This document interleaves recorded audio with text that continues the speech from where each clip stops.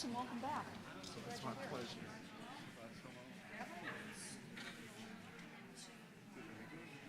Okay, so the only changes is that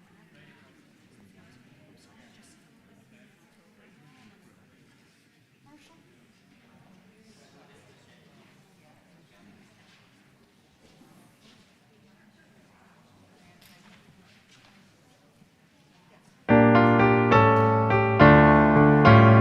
הנה מה טוב ומה נעים, שבת אחים גם יחד.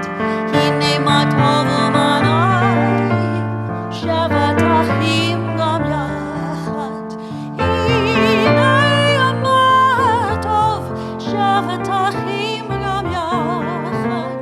הנה מה טוב, שבת אחים גם יחד. הנה מה טוב ומה נעים, שבת אחים גם יחד. הנה מה טוב ומה נעים, שבת אחים גם יחד. Shabbat Shalom, everyone. A good Sabbath to all of us, and a special welcome to a number of special guests.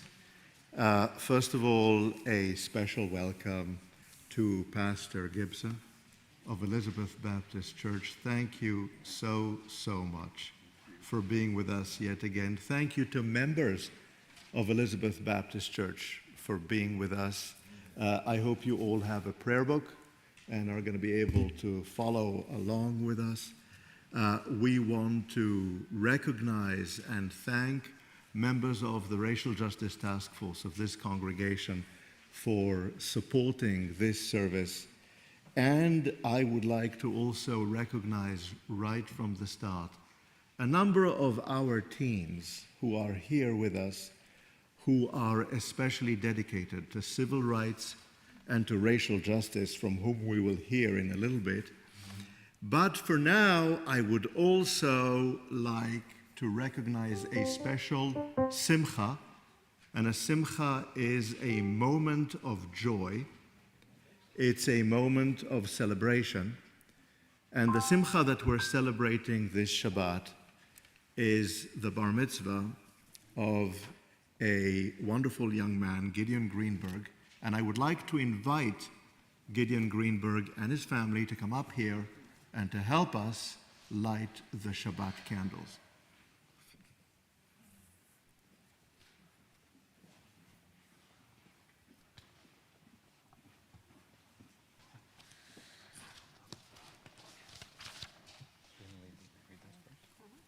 Please join us on page 3. As these Shabbat candles give light to all who behold them, so may we, by our lives, give light to all who behold us. As their brightness reminds us of the generations of Israel who have kindled light, so may we, in our own day, be among those who kindle light.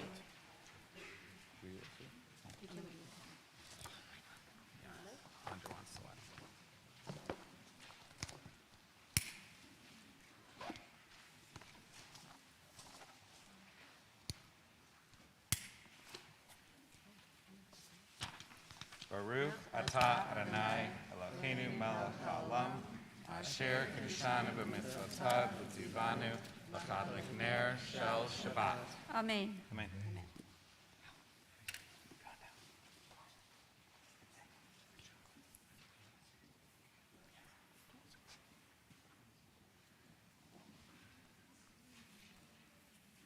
We turn to page 9. There are days when we seek things for ourselves and measure failure by what we do not gain. Together, on Shabbat, we seek not to acquire but to share. There are days when we exploit nature as if it were a horn of plenty that can never be exhausted. On Shabbat, we stand in wonder before the mystery of creation. There are days when we act as if we cared nothing for the rights of others. On Shabbat, we remember that justice is our duty, and a better world our goal. So we embrace Shabbat, day of rest, day of wonder, day of peace. Please turn with me to page 26. Please join me in the Chatzi Kaddish, and for those of you who can, please rise. יתגדל ויתקדש מרבה, ויעלמא דברי חירותי, וימליך מלכותי, בחייכון וביומכון, ובחיי דכל בית ישראל, בגלה, בגלה, ובזמן קריב, בימרו. Amen. יהי שמי רבה מברך, לעולם ולעולמי עולמיה.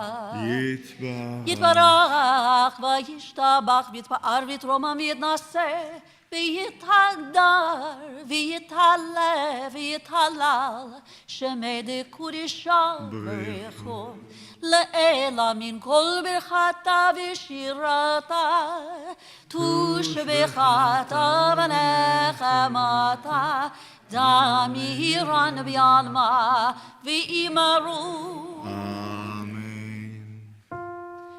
ברכו את אדוני המבורך, ברוך אדוני המלך לעולם ועד. Praise Adonai, to whom praise is due forever. Praised be Adonai, to whom praise is due, now and forever. On page 33. As you taught Torah to those whose names I bear, teach me Torah too. Its mystery beckons, yet I struggle with its truth. You meant Torah for me. Did you mean the struggle for me too? Don't let me struggle alone. Help me to understand, to be wise, to listen, to know. Lead me into the mystery. Baruch atah Adonai, Ohev Amo Yisrael. Shema Yisrael, Adonai Eloheinu, Adonai Echad. Baruch Shem Kivod Malchuto, Le'olam Va'ed. Please be seated and join us in the chanting of the Ve'ahavta. ואהבת את אדוני אלוהיך בכל לבבך ובכל נפשך ובכל ידיך והיו הדברים האלה אשר אנוכי מצווך היום על לבביך ושננתם לבניך ודיברת בם בשבתך בביתך ובלכתך בדרך ובשוכבך ובקומך וקשרתם לאות על ידיך והיו לטוטפות בין עיניך וכתבתם על מזוזות ביתך ובשעריך למען תזכרו ועשיתם את כל מצוותיי והייתם קדושים לאלוהיכם אני אדוני אלוהיכם אשר הוצאתי אתכם מארץ מצרים להיות לכם לאלוהי אני אדוני אלוהיכם. Thank you and Mazel Tov. Page 39. Please join me as we read responsively at the bottom of the page. In a world torn by violence and pain, a world far from wholeness and peace, give us the courage to say, Adonai, there is one God in heaven and earth. The high heavens declare your glory. May earth reveal your justice and love. From bondage in Egypt we were delivered. At Sinai we bound ourselves to your way. Inspired by prophets and instructed by sages, time and again we overcame oppressive forces. Though our failings are many and our faults are great, it has been our glory to bear witness to our God, keeping alive in dark ages your vision of a world redeemed. Let us continue to work for the day when the nations will be one and at peace. Then shall we rejoice as Israel did, singing on the shore of the sea.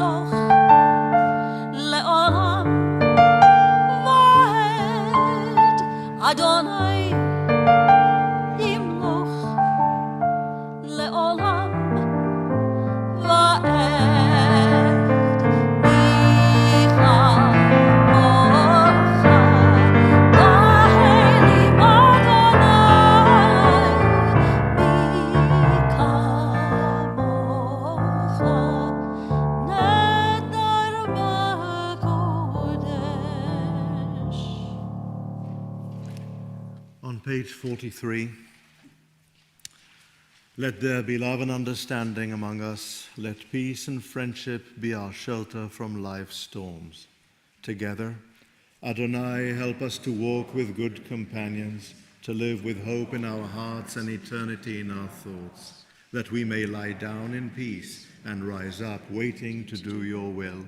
Baruch atah Adonai, hapores sukat shalom, עלינו ועל כל עמו ישראל ועל ירושלים.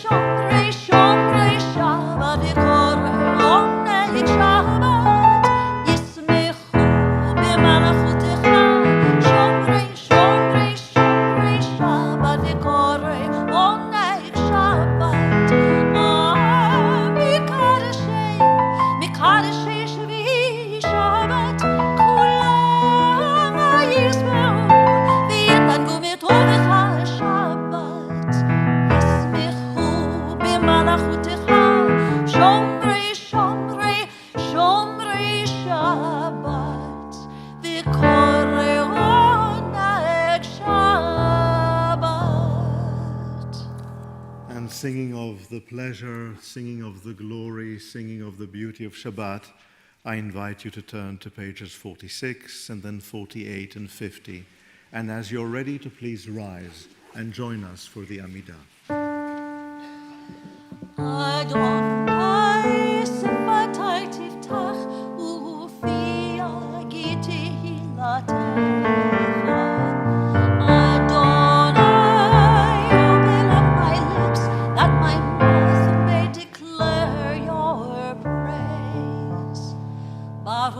Adonai, Eloheinu, Velohei Avotenu v'Imotenu, Elohei Avraham, Elohei Yitzchak, Elohei Yaakov, Elohei Sarah, Elohei Rivka, Elohei Rachel, Elohei Leah, Ha'el HaGadol HaGibor v'Nora, El Elyon, Gomer Chasai ילדים טובים וקונה הכל וזוכר חסדי אבות ואימהות ומביא גאולה לבני בניהם למען שמו באהבה מלך עוזר ומושיע ומגן ברוך אתה אדוני מגן אברהם ועזרת שרה אתה גיבור לעולם אדוני מחייך כל אתה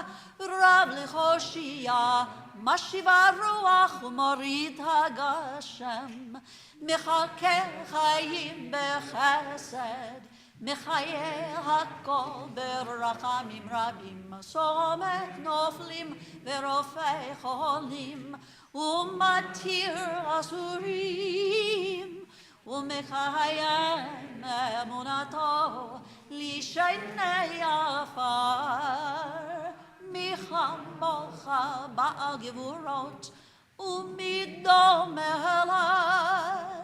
מלך ממית ומחיה ומצמיח ישוע ונאמן אתה להחיות הכל ברוך אתה אדוני מחיי הכל.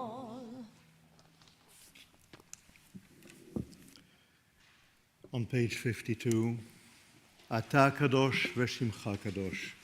You are holy, your name is holy, and those who are holy praise you every day.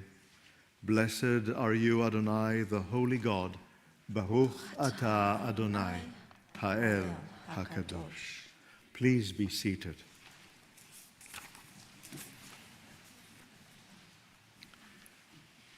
Page 61. Grant us peace, your most precious gift, O eternal source of peace, and give us the will to proclaim its message to all the peoples of the earth. Together, bless our country as a safeguard of peace, its advocate among the nations. May contentment reign within our borders, health and happiness within our homes. Strengthen the bonds of friendship and fellowship among all the inhabitants of every land. Plant virtue in every soul, and may the love of your name hallow every home and every heart. Praised are you, Eternal One, who blesses our people with peace. Baruch Ata Adonai, HaMevarech et Amo Yisrael, Bashalom.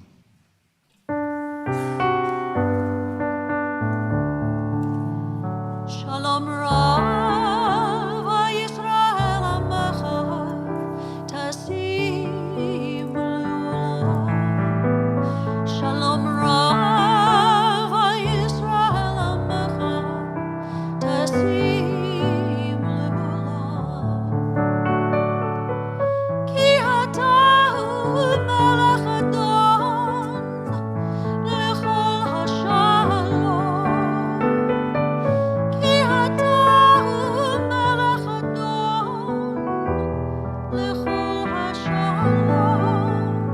Shalom Rav Yisrael Amecha Tasim Le'olam. Shalom Rav Yisrael Amecha Tasim Le'olam.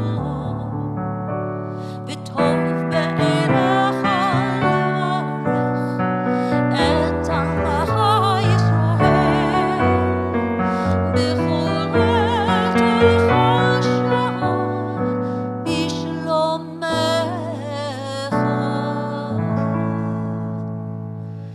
Shalom Rav Yisrael Amecha Tasim Le'olam. Shalom Rav Yisrael Amecha Tasim Le'olam. Tasim Le'olam.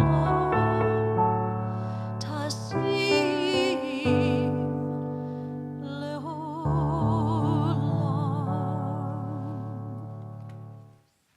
We take this moment for silent prayer.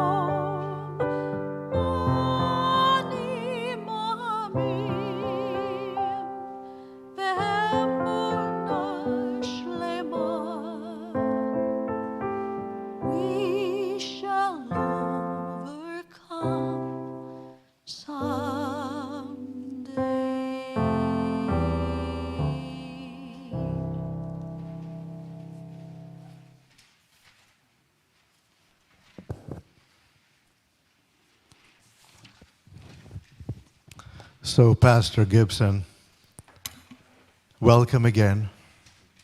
Welcome to our guests. And we look forward to having you with us many, many more times. Thank you for being with us on this special Shabbat at the beginning of our Martin Luther King Day weekend.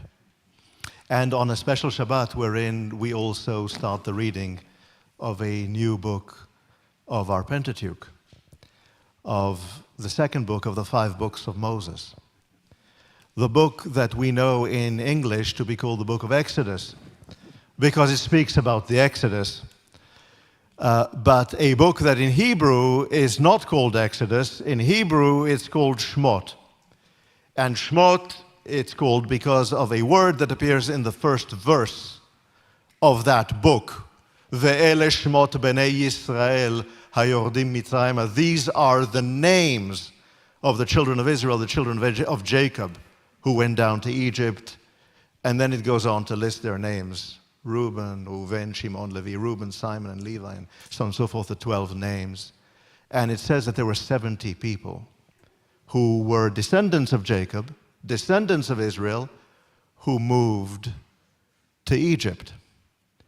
So the book of Exodus that we know as the book of Exodus is in Hebrew known as the book of Shemot, which means the book of names. And names are important. I think we would agree that names are important. And one name is especially important in the context of the beginning of that chapter, and that is the name of Joseph. It says there in that first chapter, in verse 6 of the chapter, that Joseph died, Vayamot Yosef ve'achav v'chol hador hahu. Joseph died and his brothers died and all that generation died out. And the children of Israel grew in numbers in Egypt. They were no longer just 70, they grew in numbers in Egypt. And then in verse 8 we read, Vayakom melech hadash al Mitzrayim asher lo yada et Yosef. And a new king arose upon Egypt who did not know Joseph. And we ask ourselves the question, well, what does this mean? Did he not know Joseph's name? Maybe he forgot the name. What does it mean that he didn't know Joseph personally? Maybe he had heard of Joseph. Maybe he knew Joseph's name. But maybe he didn't know Joseph personally. And the rabbis then asked the question, well, why do we need to know this? What's the significance of this? Who cares if he knew Joseph, if he didn't know Joseph? Unless we know Joseph. And if we know Joseph, then perhaps it makes a little bit of sense. Because Joseph was the young man who had been torn away from his homeland and brought over to a foreign country. Because Joseph was a person who arrived in this new country with absolutely nothing and in servitude as a slave, and who ended up being a slave in Egypt before Joseph gained his freedom. Joseph was always regarded as an immigrant, as different, as not of the country. It didn't matter how long he had lived there. He'd already become Egyptian. He was a high official. He was always different. Something else about Joseph. And the descendants of Joseph had lived hundreds of years in Egypt. And Egypt, believe me, I hope you'll believe me, was a land of immigrants. Egypt was cosmopolitan. There were Nubians, Ethiopians in Egypt. There were Sudanese in Egypt. There were Israelites in Egypt. There were Libyans in Egypt. We know from Egyptian culture, Egypt was one of the centers of the world. It was a place that attracted people. It was an immigrant country. Oh, but Joseph, the descendants of Jacob, they were immigrants. They were different. There's something about them that was different. But there's more about Joseph. As a young man, Joseph was incarcerated. Joseph was imprisoned. And the criminal justice system didn't particularly listen to Joseph. He didn't have much of a voice. He didn't have much of a backing. He had to go through prison. And Joseph was the kind of person who had to be better than anyone else, who had to prove himself beyond all the sorcerers, all the magicians, all the counselors of Pharaoh in order to be recognized, in order to be released from prison, in order to get somewhere in his life. So the rabbis write about this. What does it mean that the new king rose upon Egypt and didn't know Joseph? The meaning is probably a new king arose upon Egypt and didn't understand the story of Joseph, didn't understand the story of that part of humanity. Perhaps a new king arose on Egypt who didn't understand and was particularly open to immigrants, to people who were seen to be different, though they had lived there for hundreds of years.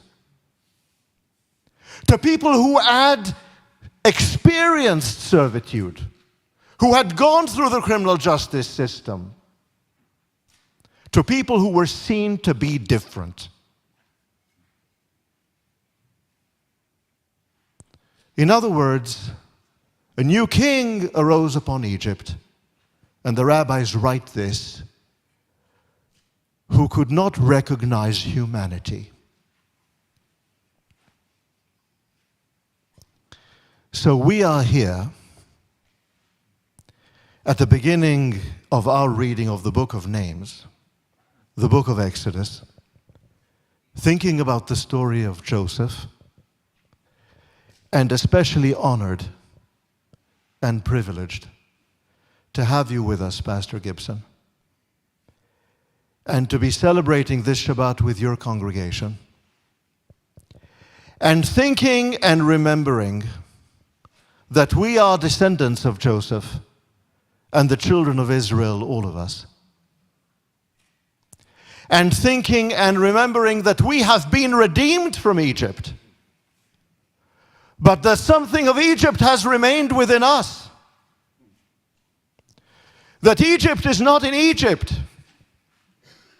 Egypt is in our cities, in our communities, in our prisons, in our institutions, and even perhaps in our churches, or in our temples, or in other places, or in the families that we belong to. And that today, at the beginning of the Martin Luther King Day weekend, we must stand for humanity. We must stand for Joseph. Pastor Gibson, thank you for being with us.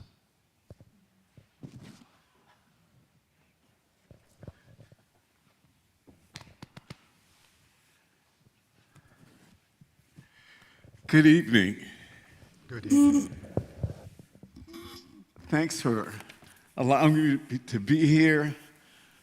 Rabbi Cohen, you can come and preach that one Sunday, and that was so good. It is a pleasure to be here. Honestly, that was incredible. It was incredible, and so I feel welcomed here. Grateful to be here. Thank you for coming out and really braving the elements today, and so grateful for your presence. I'm thankful for the invitation, thankful for the collaboration, thrilled that we got a chance to do Juneteenth in 2022, as well as the time in Riddle, and just so grateful for the time to be here. So we have so much in common. We have so much in common. We share a common faith. We share a common heritage.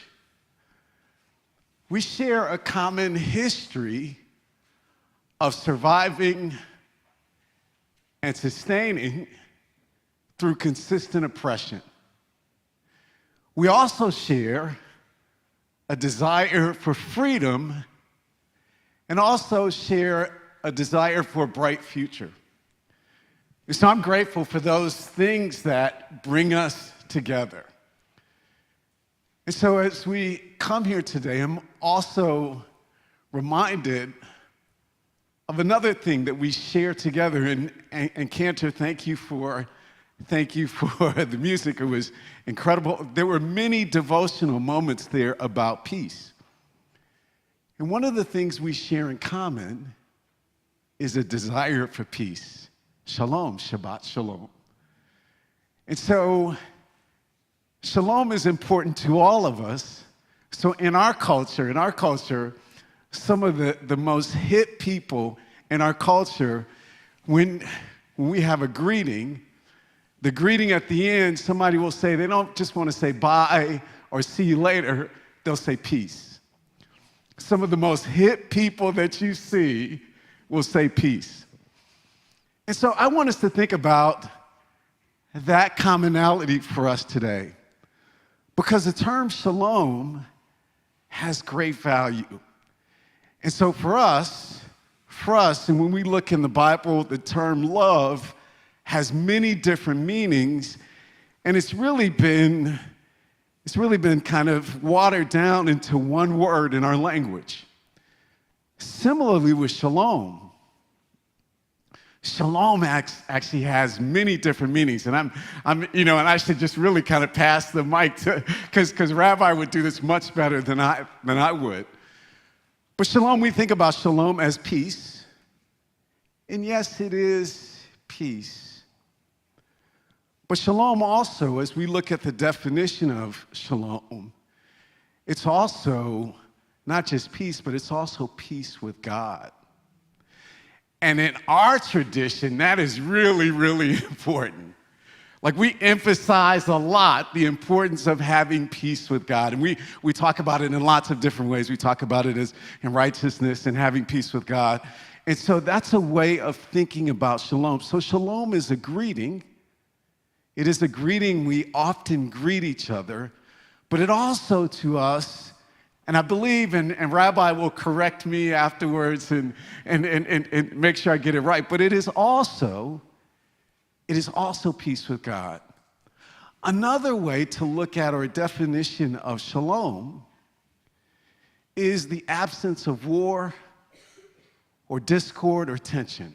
And that's the way we often think about peace, and we want that shalom. We want the absence of war, discord, or tension. But sometimes the peace is actually during the war.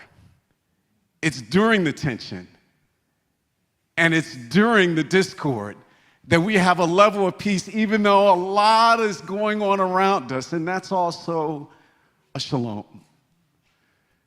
But then there's another definition of shalom, and this is the last one I'll give because I'm out of my depth, Rabbi. But the term shalom also means wholeness, and it means a respect for humanity. That when I see you, if I give you a greeting of shalom, I am acknowledging that you are a holy human. And if you are not there, it is my desire that you get there. And so shalom is also a recognition of wholeness, that you are indeed a whole human.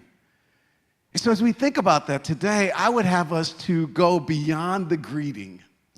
The greeting is important, but we have to go beyond the greeting. Mazel tov to the Greenberg family today. Mazel tov to the Greenberg family and Gideon on the great accomplishment. And so I want to spend a moment in Judges, and for us, Judges, the 6th chapter. You can look in, EBC, you can look in your spare time. There is this story about Gideon. Really, if you look at my notes, it actually has Gideon there, so it really does. And so I'm not just doing this. I know they're used to me doing stuff on the fly, but in Judges, the 6th chapter, so in the book of Judges, for us, it describes 12 kind of leaders, 12 leaders, and the 5th of the 12 leaders, his name was Gideon. The leader who preceded him was Deborah, and I think the last one of the 12 is probably Samson. And so I want to talk about Gideon today. I really do. And so thank you for the occasion, Gideon. Thank you. You just right on time. There are no coincidences in my life. And so Gideon in the 6th chapter of Judges, here's how it goes. And so it says that God's people, the Israelites, had been disobedient. They had disobeyed God. And because they disobeyed God, God handed them put them really in the hands of the Midianites and the Amalekites. So for 7 years, and it says that they actually had to live in caves. They had to live in caves because what the Amalekites and what the Midianites would do is when they had crops, they would actually destroy the crops. And so the Midianites were always they were really kind of the bullies. They were the bullies, and they would try to destroy everything that God's people had done. And so there was no shalom. There was no shalom. And so in order to get to shalom, Gideon has this unique relationship with Adonai to get them to shalom, to get them to shalom. And so I want to highlight a couple of things, but to get to shalom, the first thing that had to happen is they had to acknowledge that they had actually done some things that were not right and pleasing. And so to get to shalom, it requires responsibility and collaboration. So the pathway to shalom requires responsibility and collaboration. Now, I want to put that in context because very often when we're talking about the problems of our day, and I want to get into the deep right now, there is a narrative that African Americans or black people don't take responsibility for what's going on in our community. I just want to speak plainly.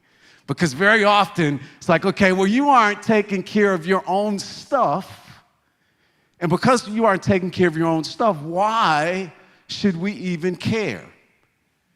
And so one of the first thing that Gideon does is Gideon acknowledges that, the people of God had been disobedient. And so let me look at some areas, and let me talk about responsibility. So one area is family. If you're looking at, and I give this to you because, so as a pastor, I walk in the path of Martin Luther King. He blazed the trail, and all of us are on that path. And so we have to look at not so much the history, but we have to look at how we apply it today. So if we're talking about being responsible today, one of the places we have to start is family. And so for the African American community, depending upon where you look at it, which statistics you look at, between 58 and 63% of African American families have single-parent homes. And so that's not best practices, right? That's not best practices, and that's not really the way that God designed it. And so for the vast majority, and then if you were to look at the other extreme, so for the majority of Caucasians in our country, it's about 20%. So if we're looking at that, as a pastor, I have to take responsibility, and as a community, we have to take responsibility for the number of single-parent households, and we have to do everything we can to support families, and not to say it's someone else's problem. Now, I want to say that publicly. Just as I also, and this is an aside, and so I also want to state publicly that some of the anti-Semitic statements that you heard last year from entertainers and athletes are not representative of our community.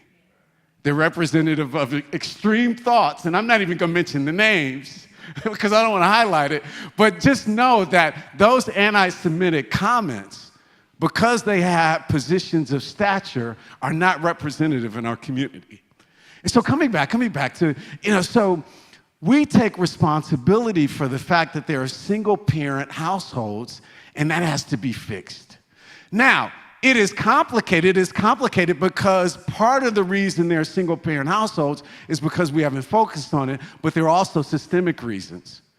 Because when we imprison males, if you go to the juvenile detention center today, and we're scheduled to go there tomorrow, and you see 90% African-American males, part of the responsibility falls within the community, part of it's also systemic.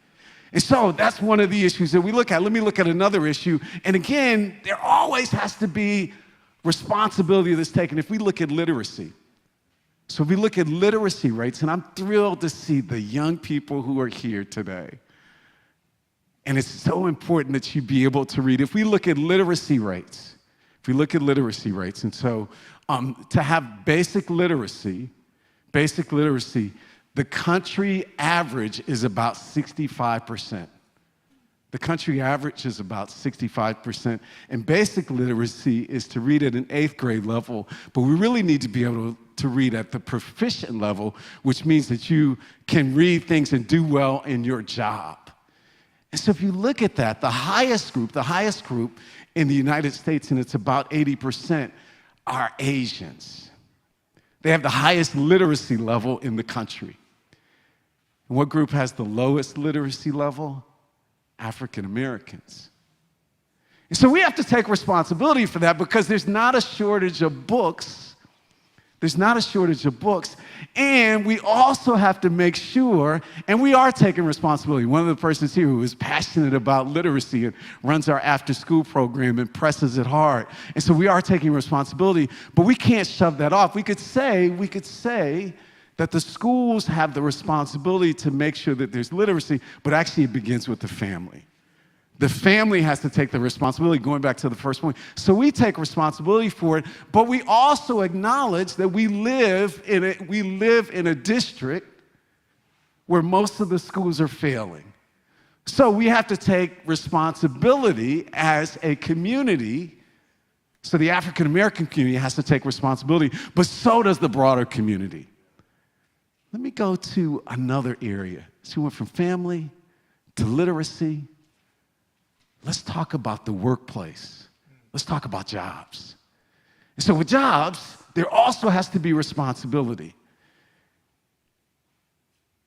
We're in the process of trying to construct some homes, and I was having a conversation with the builder. And I said to the builder, so when we begin constructing these homes, there has to be diversity. There has to be people who live in the city and people who are representative of the city. And he said to me, Pastor, they're just not out there. And so I anticipated that because all my life I've been hearing there aren't enough black people out there. There aren't enough people to fill the spots. And so what happens when we accept that narrative, what we do is we kick the can down the road.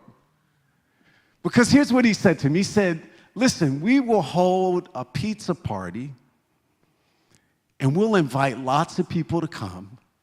But he said, Pastor, we've done that before. He said, we've done that before. And he said, I'm just telling you that people are going to come to the pizza party, but we aren't going to get people to become part of the trades. And so what he was saying to me is he was willing to do a shalom greeting, but he was not willing to take the extra step to see the wholeness of people. And so I was ready, I was prepared that moment, I was prepared for that meeting in the moment, and I said, so listen, I said, we control this project, and so who the builder is, we're gonna make that decision. And so here's what I need you to commit to. For every 3 units, for every house that gets constructed, there has to be one person of color who sticks in the trades. And he says, well, how are we going to get that? He says that's going to be really tough. I said, I appreciate that. It may take 7 who actually get hired, and they may not make it through, but we got to have at least one to stick, and we're going to invest in it. We'll invest money in it, and we will also invest people to support them, because if they get leveraged on the work site, and they might not have a dad to speak to who's been through it, then we want to create the shalom because we want to make sure that they're viewed as a whole person. And I need to be able to call you and say, as the owner, they're getting leveraged. So we have this environment. And what he had said to me earlier in the conversation, he said, Pastor, we've hired a lot of people from Ukraine. And so that's good because I suspect that it takes an extra effort. If you're integrating somebody from Ukraine, you have to take that extra effort as Shalom to view someone as a whole person who doesn't look like you. Getting close. Here's another area that we have to take responsibility for. And it's antithetical to Shalom. And it's gun violence.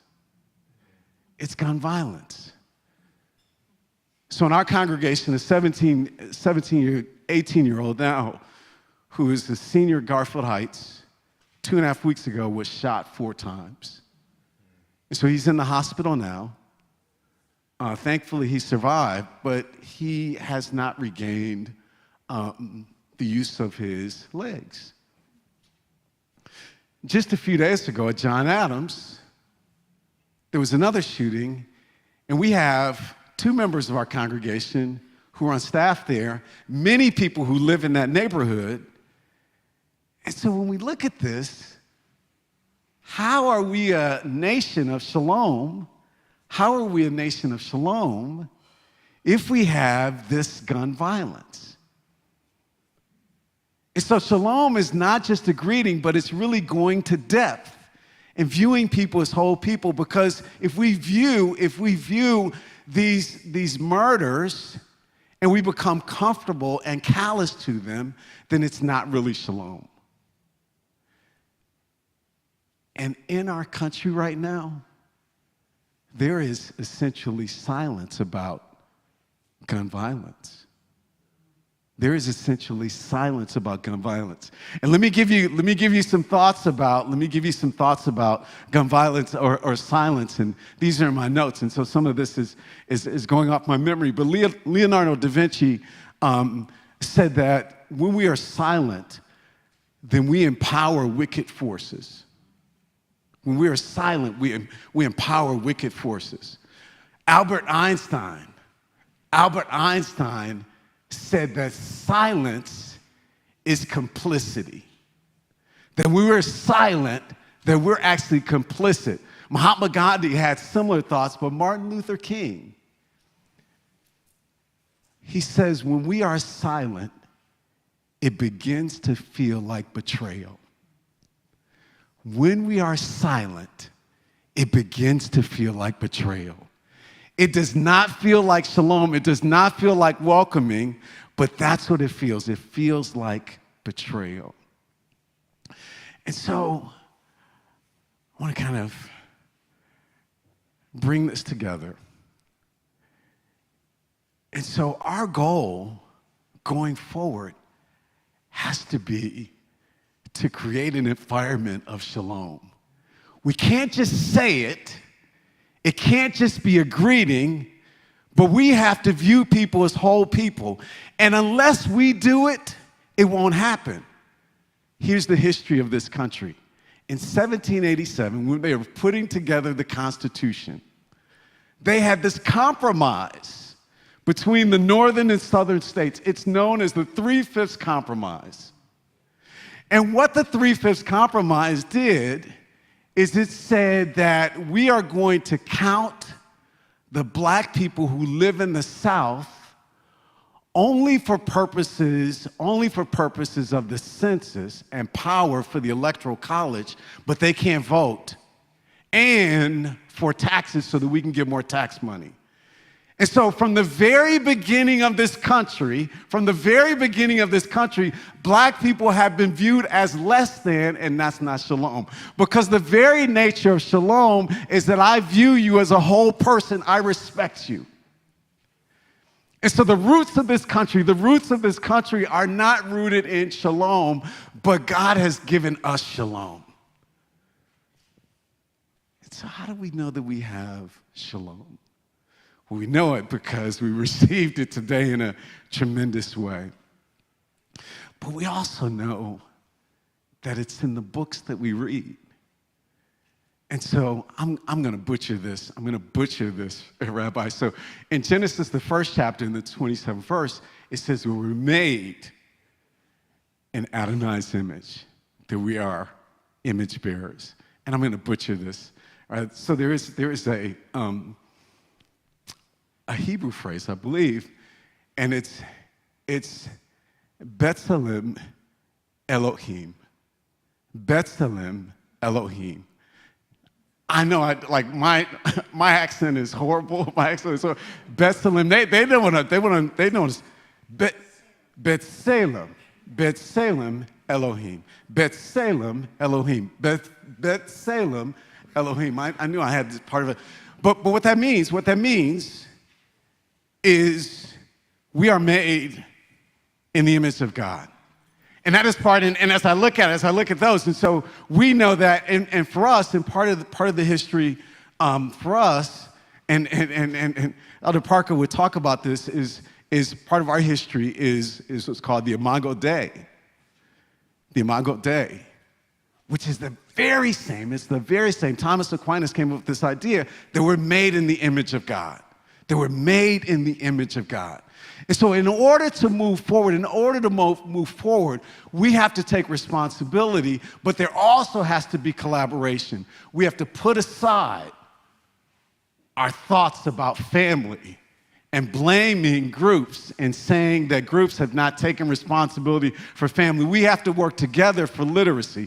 We have to work together for jobs. And we have to work together for gun violence to reduce it, because that brings about true shalom. And so our challenge today, as we move forward, is to go beyond the greeting. Gideon at the end, because God allows him to be victorious over the Midianites, he then is able to refer to his God. He's able to refer to his God as Jehovah Shalom, or the God of peace. God bless you.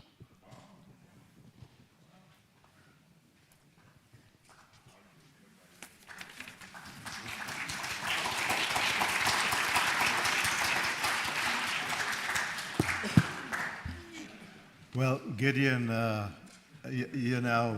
this is perfect on your bar mitzvah. This is pretty good, I think. I don't know whether you're right-handed or left-handed, but we can talk about that too, about Gideon and who Gideon was and how Gideon went about that redemption. Thank you so much for these inspirational words. And thank you for being here and challenging us to go beyond the greeting and to think about working together, about collaboration, and about common, joint responsibility for these issues.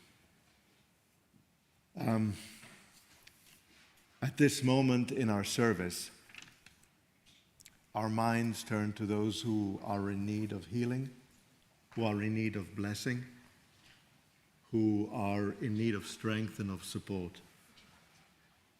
And in a moment, I'm going to ask you for the names of those whom you think about, and I'm going to invite Pastor Gibson to come up and mention the names of those that he thinks about. But I'd like to start out mentioning the names of those whom you have shared with us. Thomas Koss, Barry Cott, Thomas Cullinan, John Goodman, Matty Jefferson, Walter McCoy, Richard Moore, David Osage, Betty Pickus, Edith and Levi Rubenstein, Bob Shippey, Robert Wilkov, and Ilana Bat Liora. If there are other names of people whom you think of at this moment, please share these names with us now, that we may sing the Mishaberach in their honor.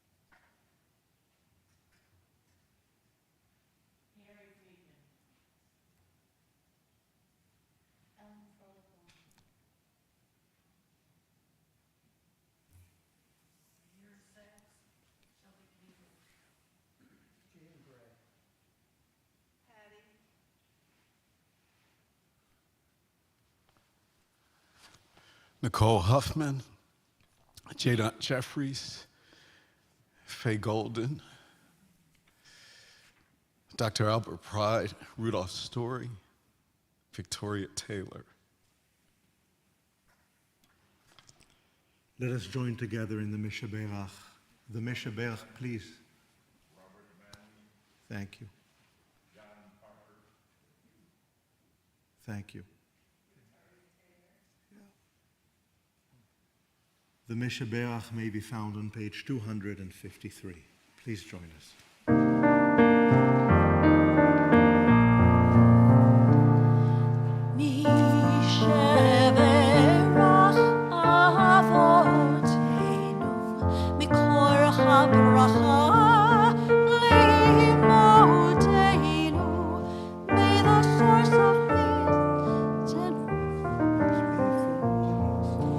Help us find the courage to make our lives a blessing, and let us say, Amen. Mishaberach imotenu, mikor habracha le'avotenu. Bless those in need of healing with refuah shlema, the renewal of body, the renewal of spirit, and let us say, Amen. Amen.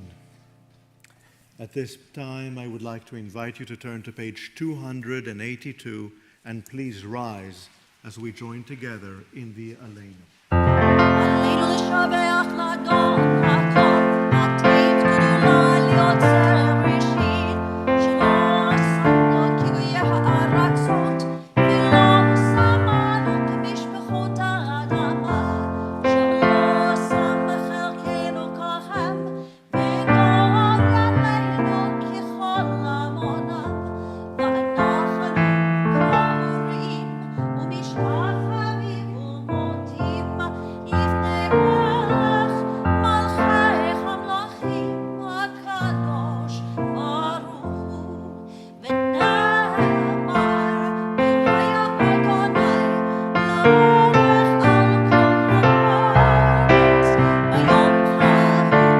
ביום ההוא יהיה אדוני אחד,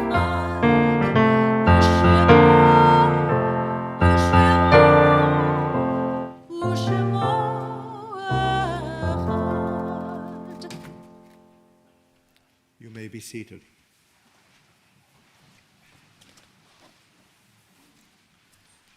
At this moment in our service, our minds, our thoughts turn to those who are no longer with us and who somehow are still with us. Those who have made us who we are, those upon whose shoulders we stand. We especially think at this moment of those who were laid to rest within this last week, those whom we have lost within this last week, and for whom we are within a Shiva period. We think of Roman Freeman, Sally Gottfried, Muriel M. Nachman, and Donna Rochkind. We take into our hearts and bear in mind, at the forefront of our minds, those who were laid to rest in the last 30 days, for whom we are within a period of Shloshim. Claire Beale, Richard Dick Bandler, Stephen Lample, Norman Levitt, Robert Reeves, Lindsay Wright, Richard Frederick Brown, Ellie Leon Gross, and Barbara Zeev. And we remember with love those whose yahrzeits occur at this time, those who have died in this season in years past.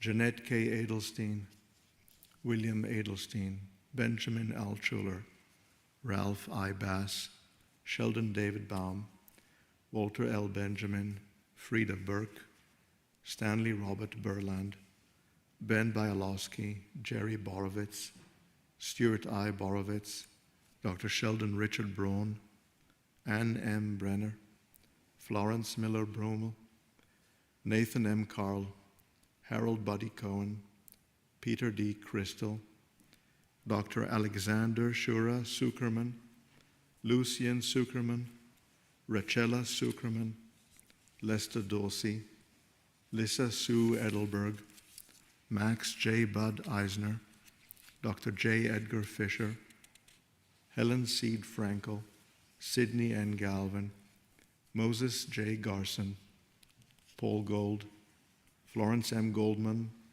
Louis Goldsmith, Eugene H. Goodman, J. B. Goodman, Samuel Goulder, Eleanor K. Gross, Shirley Bass Grover, Henrietta B. Gutentag, Donna B. Harris, Harry B. Himmelfarb, Susan Jane Hirschfield, Hilda Hockman, Mona Tobin Houston, Barbara Kaufman, Robert Bud Kearns, Kenneth Leo Kiner, Beatrice Kittay, Joseph Kittay, Isaac Klein, Sadie Kirchner Klein, Stella Moskowitz Cohn, Ernst Korak, Dr. Mieczysław Krongold, Helen Krongold, Joseph Krongold, Paula Krongold, Stanislaus Schlama Krongold, Dr. Irvin S. Lieberman, Marjorie W. Lieberman,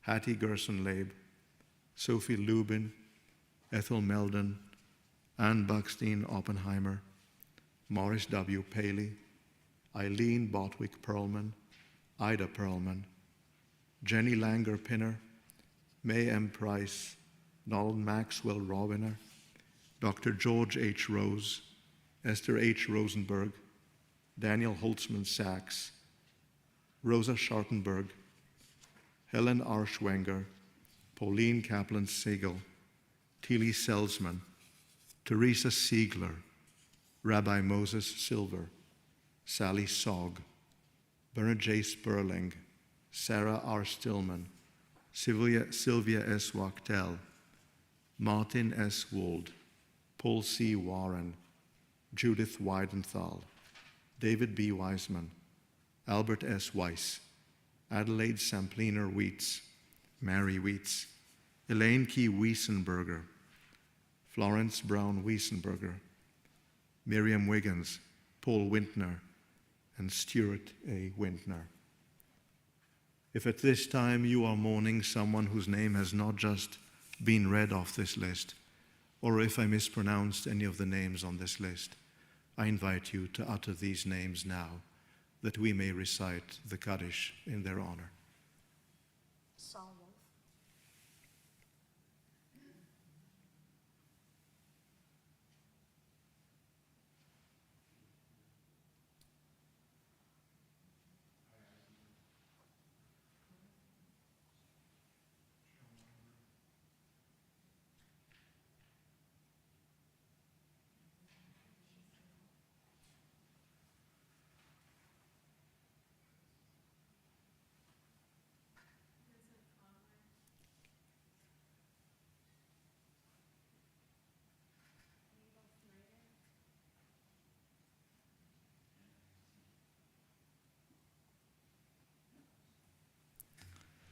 May their memories be our blessing. If at this time you are mourning the passing of a loved one or a friend who has passed away or been laid to rest within the last week, if you are within the Shiva period, I invite you at this moment to please rise.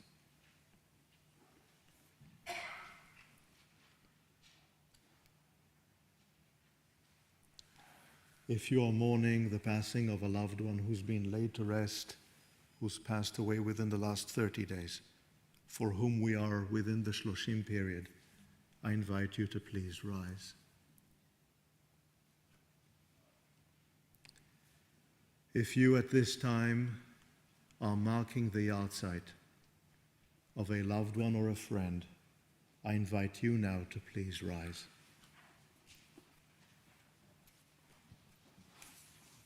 And now, as a caring congregation, I invite us to all rise and to join together in the recitation of the Kaddish. The Kaddish may be found on page 294. Please join me.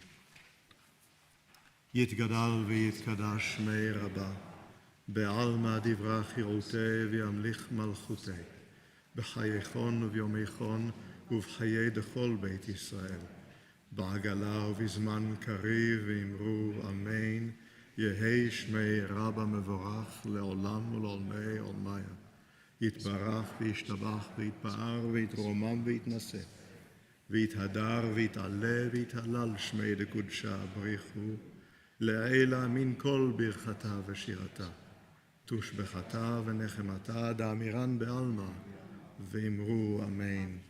יהי שלמה רבה מן שמיה וחיים, עלינו ועל כל ישראל, ואמרו אמן. עושה שלום במרומיו, הוא יעשה שלום, עלינו ועל כל ישראל, ואמרו amen. May the source of peace and comfort bring peace and comfort to us and to all who mourn. And let us together say, amen. Amen. You may be seated.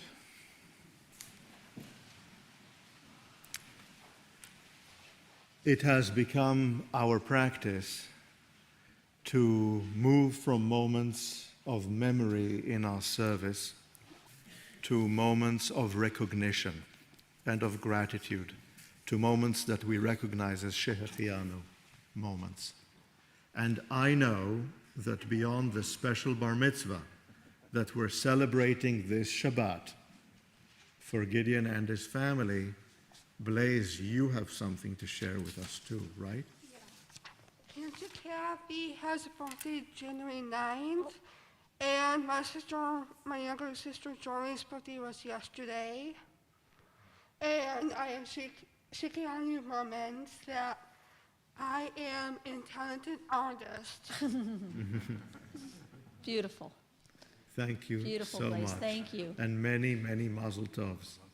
And many mazel tovs. And I want to say a special Shehechianu for those of you who are not familiar with the blessing of Shehechianu.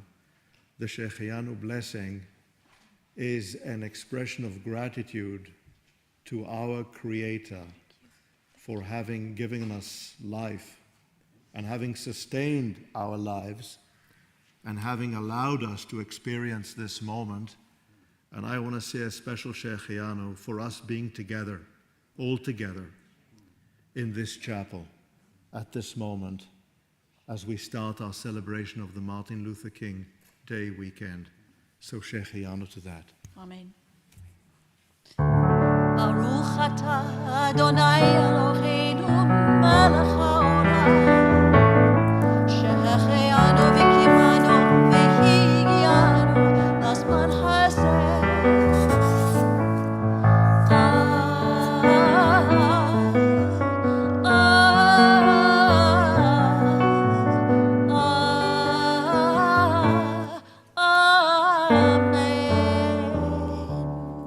Amen.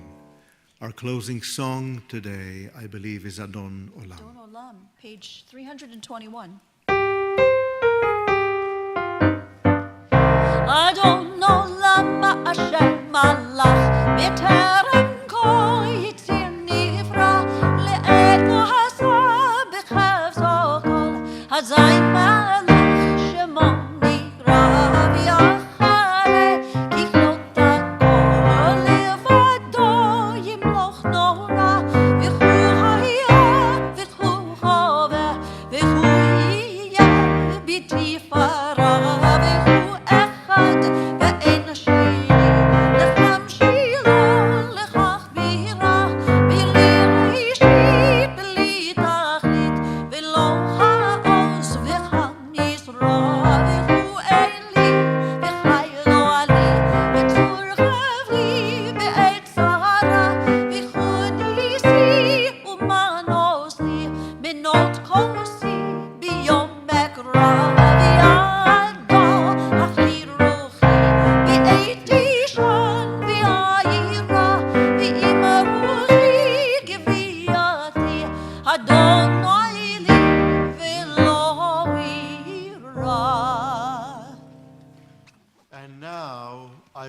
like to invite up here members of our Racial Justice Task Force.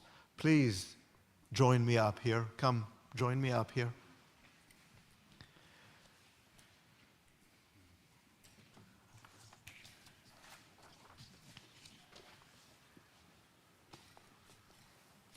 And I would like to invite up here our teens, our congregation's teens, who are working on civil rights and social justice and racial justice here with us and are learning about it and engaging in it for this special moment. And I'm going to ask them to stand here with us for the Kiddush and the Motzi, and then they also have the last word. Let us move forward with the Kiddush. Baruch atah Adonai Eloheinu melech haolam, borei peri hagafen.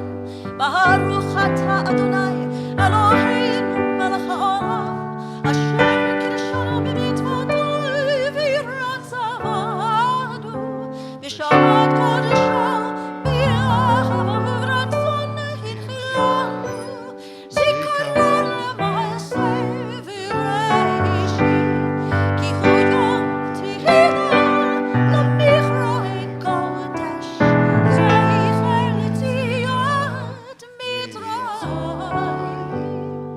ki banu v'charta yotanu kidashta mikohanim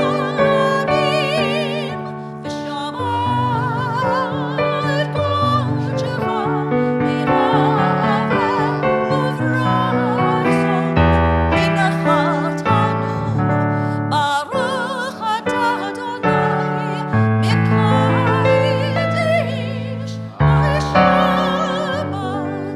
Amen.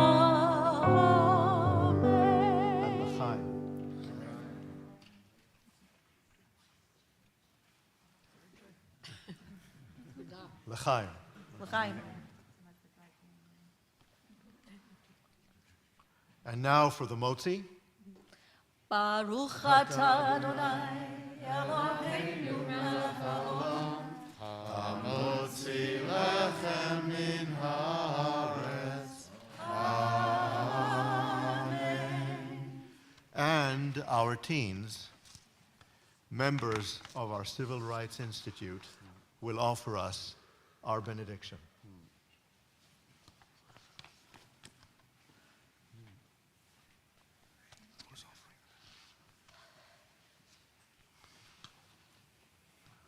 Hello and Shabbat Shalom. Shabbat Shalom. We are the Jewish Black Alliance, a group of teens from the Temple-Tifereth and from Cleveland Heights High School. We've already begun forming relationships between the two communities, and we're dedicated to making everyone feel respected and spreading shalom. Shabbat Shalom, everyone. Oh, I'm sorry. Excuse me, not yet. Our main focus is on social and racist justice and racial justice in America and the relationships we can build to achieve it. On this Shabbat, we are commemorating Martin Luther King, who dedicated his life to equality for everyone. Though a lot of us in this room have not experienced racial injustice, we feel it is our responsibility as Jews to fight for others who face oppression. Turning a blind eye to the cruelty that people of color face is inhumane. Even if it is the littlest action, such as listening to someone suffering, everyone must do their part. We thank you for coming tonight to this Shabbat service. Have a wonderful evening. And shalom, going beyond the greeting. Shabbat Shalom.